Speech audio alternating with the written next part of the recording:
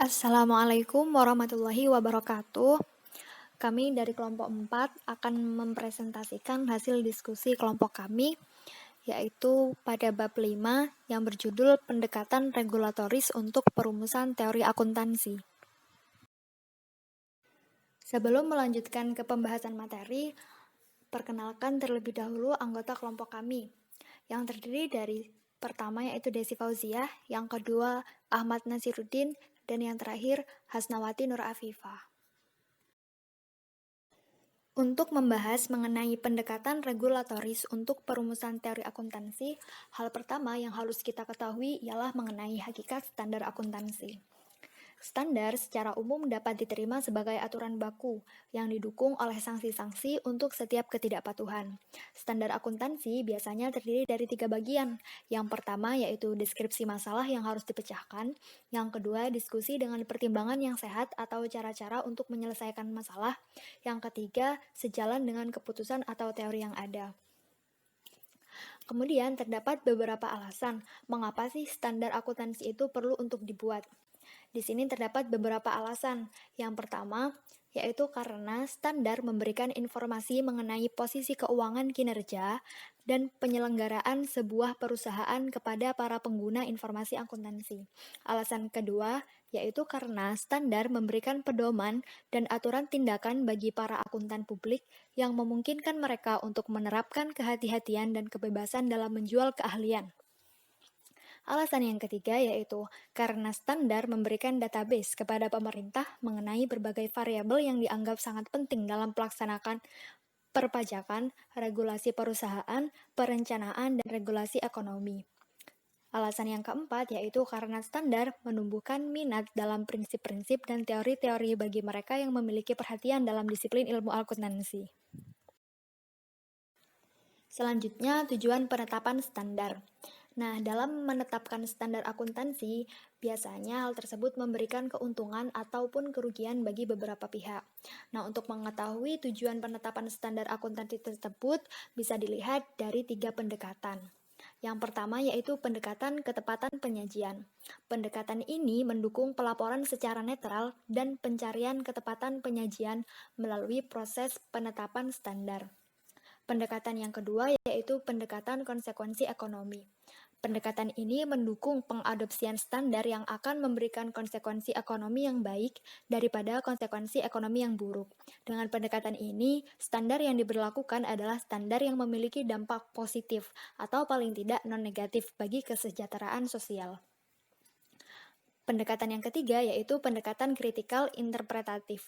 Pendekatan ini berpendapat bahwa pelaporan keuangan hendaknya digunakan sebagai suatu instrumen perubahan sosial atau bahkan sebagai suatu perubahan sosial yang radikal.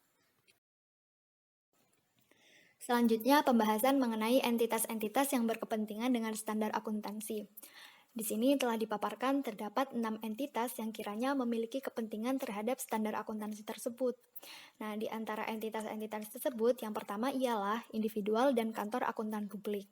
Nah, individual dan kantor akuntan publik ini memiliki tanggung jawab melalui auditor-auditor mereka untuk secara independen mensertifikasi laporan keuangan perusahaan. Nah, karena mereka memerlukan untuk mensertifikasi laporan keuangan perusahaan, maka tentunya mereka memiliki kepentingan terhadap standar akuntansi itu. Yang kedua yaitu ada AICPA atau American Institute of Certified Public Accountant. Nah, AICPA ini adalah organisasi pengkoordinir profesional bagi para praktisi Certified Public Accountant di Amerika Serikat. Nah, karena mereka merupakan sebuah organisasi pengkoordinir, tentunya mereka memiliki kepentingan terhadap standar akuntansi tersebut. Nah, entitas selanjutnya yaitu ada AAA atau American Accounting Association.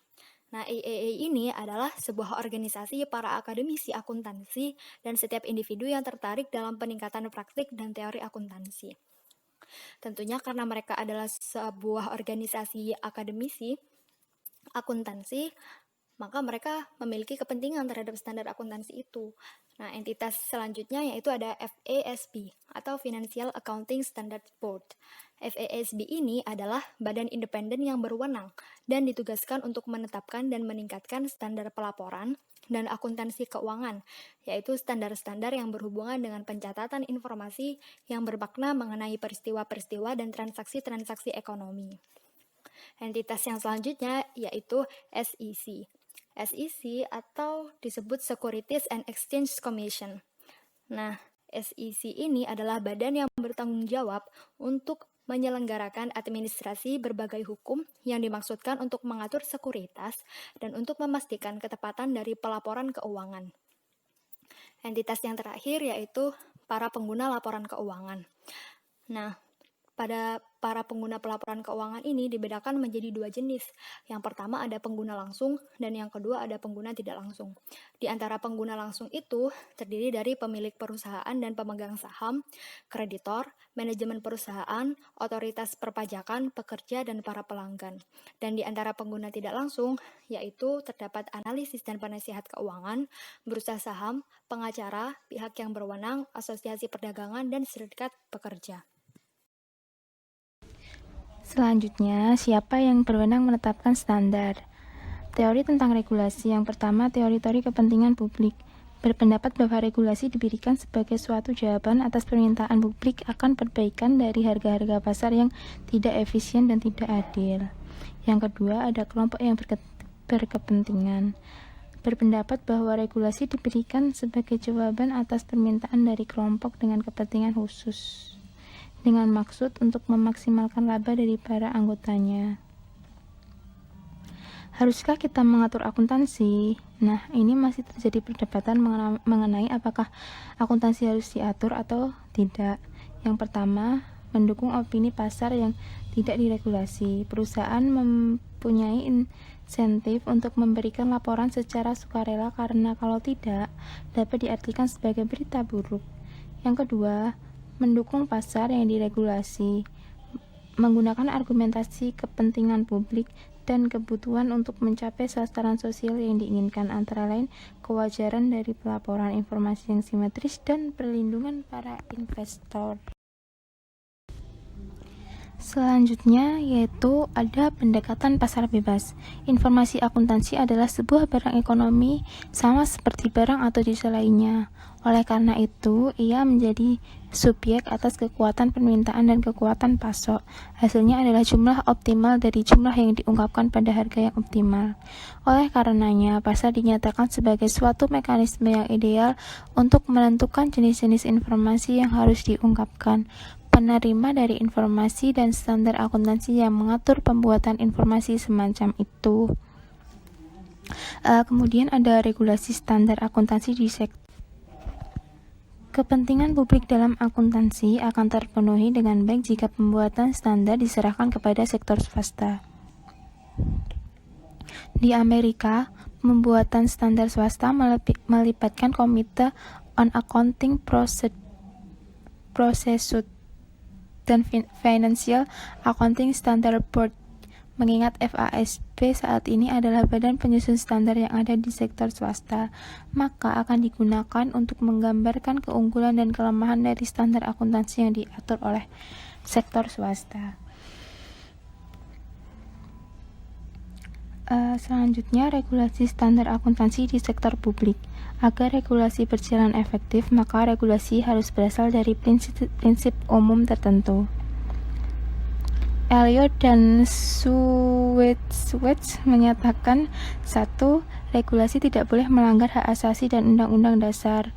2. Regulasi harus dirancang untuk mencegah kemungkinan atau realitas perubahan sosial. 3. Regulasi harus mencerminkan kepentingan publik. 4. Regulasi harusnya tidak digunakan oleh sektor swasta apabila tujuannya dapat dicapai oleh institusi sektor swasta. 5. Regulasi yang potensial seharusnya tidak menanggung beban bahwa regulasi tersebut sudah terjamin kekuatannya daripada pendukung regulasi yang membuktikan bahwa regulasi tersebut memang terjamin. Yang keenam, tindakan yang berhubungan dengan regulasi seharusnya tidak digunakan untuk memperbaiki pelanggaran hukum yang kadang-kadang terjadi, yang sebenarnya merupakan tugas penyelenggara hukum, dan tanggung jawab yang berkaitan dengan regulasi juga tidak diterapkan untuk memerangi perilaku. Selanjutnya, legitimasi proses penetapan standar dibagi menjadi dua, yaitu prognosis pesimistik dan prognosis optimistik. Yang pertama yaitu prognosis pesimistik. Legitimasi proses penyusunan standar kadang-kadang dihubungkan dengan kemampuannya untuk menghasilkan sistem akuntansi optimal, yaitu sebuah sistem di mana keuntungan yang diharapkan oleh pemakai strategi keputusan optimal dapat lebih besar atau paling tidak sama dengan keuntungan yang diperoleh dari sistem lain. Implikasinya adalah tidak ada alternatif penyajian pelaporan keuangan yang didasarkan pada aturan akuntansi lain yang dapat menyajikan manfaat lebih baik. Prognosis pesimistik ini diperluas untuk menunjukkan satu, bahwa pemilihan alternatif laporan keuangan pada akhirnya memerlukan pertukaran antara keuntungan seseorang di satu sisi dengan yang lainnya. Yang kedua, bahwa resolusi alternatif laporan keuangan akan mensyaratkan kebijakan, nilai, atau etika yang akan dipertukarkan dengan kesejahteraan seseorang dan dalam dimensi apa terhadap kesejahteraan siapa. Yang kedua, prognosis optimistik. Kasing telah memberikan prognosis optimistik tentang tanggung jawab prinsip akuntansi optimal, dengan catatan bahwa asumsi heterogenitas pengguna ditinggalkan dan asumsi yang mendasari Arrow paradoks menghadapi tantangan, yaitu asumsi 1. Definisi Arrow tentang fungsi kesejahteraan sosial mensyaratkan pilihan sosial yang bersifat transitif. 2. Bahwa kondisi Arrow tentang independensi atau alternatif-alternatif yang tidak relevan merupakan pertanyaan yang patut diajukan. Prognosis optimistik lainnya ditawarkan oleh Bromwich tentang kemungkinan standar-standar akuntansi yang bersifat parsial, yaitu standar-standar untuk satu atau lebih masalah akuntansi lainnya. Baik, di sini saya melanjutkan dari presentator sebelumnya, Mbak Asnawati. Di sini saya pertama-tama akan menjelaskan terkait standar akuntansi yang berlebihan atau biasa yang disebut accounting standard overload. Accounting standard overload sendiri sering dihubungkan dan dikaitkan dengan peristiwa-peristiwa perkembangan standar akuntansi terkini. Berikut saya coba sebutkan. Terdapat 6 standar overload. Yang pertama itu standar yang terlalu banyak. Standar yang terlalu banyak mengakibatkan seorang akuntan sendiri kesusahan untuk memilih mana standar yang benar, karena menurut David Moss, dia menyebutkan kalau terlalu banyak standar ini menyebabkan akuntan ini seperti simpul gantung yang terlalu banyak. Dan kedua, ada standar yang terlalu rumit. Standar yang terlalu rumit ini menyebabkan seorang pembaca laporan itu sulit untuk melihat laporan, atau rumit karena rumitnya itu membuat bingung seorang pembaca laporan akuntan tersebut. Yang ketiga, tidak ada standar yang kaku membuat pemilihan aplikasi menjadi sulit. Yang keempat, standar yang bertujuan umum atau general purpose standard. Dari general purpose standard ini gagal menyajikan perbedaan. Perbedaan di sini yang disebutkan terdapat 4. Pertama, entitas publik dan non-publik. Yang kedua, laporan keuangan tahunan dan intern. Yang ketiga, perusahaan besar dan kecil. Yang keempat, laporan keuangan auditan dan non-auditan. Yang kelima, standar bertujuan umum yang gagal menyajikan perbedaan kebutuhan di antara penyaji dan penggunaan dan CPA. Yang keenam, pengungkapan yang berlebihan, pengukuran yang terlalu kompleks, atau kedua-duanya. Berikutnya dampak dari standar akuntansi yang berlebihan, yaitu jumlah yang besar, kesempitan, dan kekuatan dari standar akuntansi dapat memberikan dampak yang serius bagi pekerjaan yang dilakukan oleh para akuntan. Nilai dari informasi keuangan bagi pengguna dan keputusan bisnis yang dibuat oleh manajemen, akuntan sendiri dapat kehilangan fokus dari pekerjaan mereka yang sebenarnya dikarenakan oleh berlebihannya data yang diminta ketika mematuhi standar yang ada. Kegagalan audit dapat terjadi karena akuntan dapat kehilangan fokus dalam audit dan lupa untuk melaksanakan prosedur-prosedur audit mendasar.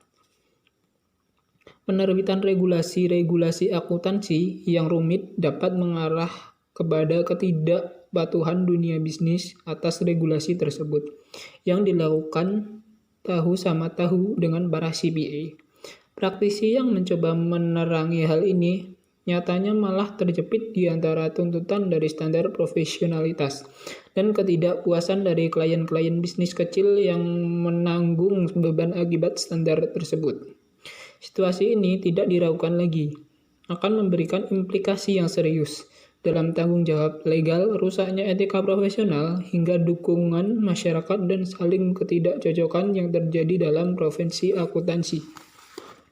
Kemudian, saya akan membahas solusi bagi masalah standar akuntansi yang berlebihan. Solusi ini yang untuk menangani standar akuntansi yang berlebihan. Pertama, tidak adanya perubahan tetap dan status quo. Yang kedua, perubahan dari konsep yang ada saat ini dari satu kumpulan GAAP yang berlaku untuk semua perusahaan bisnis menjadi dua kumpulan GAAP, sehingga menciptakan satu kumpulan GAAP yang terpisah bagi entitas-entitas tertentu, seperti perusahaan non-public kecil. Yang ketiga, perubahan dalam GAAP untuk menyederhanakan aplikasi terhadap seluruh perusahaan bisnis, membuat pengungkapan yang berbeda dan alternatif pengukuran. Yang kelima, perubahan dalam standar CPA untuk pelaporan-laporan keuangan. Yang terakhir, satu alternatif dari GAAP sebagai dasar pilihan dalam menyajikan laporan keuangan. Dari semua pendekatan di atas, komite memberikan rekomendasi kepada pembuatan pengungkapan dan pengukuran alternatif atau menerapkan suatu alternatif dari GAAP. Pendekatan yang mengandalkan kepada alternatif dari GAAP memiliki tiga kemungkinan. Pertama, suatu bisnis metode akuntansi Basic Accounting Method atau BAM yang baru. Yang kedua, kas atau basis kas yang dimodifikasi. Yang ketiga, basis pajak penghasilan. Pada slide ini, saya akan menjelaskan terkait strategi penetapan standar bagi negara-negara berkembang. Ada 4 di sini. Yang pertama, pendekatan evolusioner. Pendekatan evolusioner terdiri atas suatu pendekatan isolasionis atau pembuatan standar di mana negara berkembang mengembangkan standarnya sendiri tanpa gangguan ataupun pengaruh dari luar. Diasumsikan para mitra asing akan menyesuaikan aturan-aturannya sendiri. Mereka ingin tetap terus membina perdagangan dengan negara tersebut dan atau mempertahankan operasinya. Yang kedua, pendekatan transfer teknologi. Pengembangan melalui transfer teknologi berasal dari operasi dan aktivitas kantor akuntan internasional, perusahaan multinasional, dan para akademis yang berpraktik di negara berkembang atau berbagai perjanjian internasional dan kesepakatan kerjasama yang meminta dilakukannya pertukaran informasi dan teknologi. Yang ketiga, penggunaan standar akuntansi internasional adalah bergabung dengan International Accounting Standard Committee atau IASC atau badan standar internasional lain yang telah diidentifikasi sebelumnya dan menerapkan ketetapan mereka secara borongan. Alasan di belakang strategi seperti ini mungkin adalah untuk memperkecil biaya persiapan dan pembuatan standar akuntansi, bergabung dengan dorongan harmonisasi internasional, memfasilitasi pertumbuhan investasi asing yang mungkin saja dibutuhkan, memungkinkan profesi ini meniru standar profesional atas perilaku dan perbuatan yang telah dibuat dengan baik, dan melegitimasikan status sebagai anggota dengan status penuh dari komunitas internasional. Yang terakhir, strategi situasional atau dikenal sebagai pengembangan standar akuntansi dengan didasarkan atas analisis dari prinsip-prinsip dan praktik-praktik akuntansi di negara-negara maju terhadap latar belakang lingkungan yang mendasarinya. Faktor-faktor tersebut adalah linguistik, kultural, politik, dan hak-hak sipil, ekonomi dan karakteristik demografis, serta lingkungan hukum dan perpajakan negara yang bersangkutan. Dengan kata lain, berdasarkan atas relativisme kultural, relativisme linguistik, serta relativisme hukum dan perpajakan, konsep-konsep akuntansi dan sistem pelaporan dan pengungkapan di setiap negara manapun akan bergantung kepada beragam aspek yang terdapat dalam negara itu sendiri. Berikutnya, kesimpulannya adalah penetapan dari pelaksanaan standar akuntansi telah menjelma menjadi suatu masalah yang rumit. Pertama, standar yang ada ternyata sepertinya tidak didasarkan atas prinsip-prinsip yang luas dan dapat dipertentangkan dengan perbandingan antara pro dan kontra dari teori-teori yang relevan dan kemudian dipilih atas dasar oleh badan penyusun standar.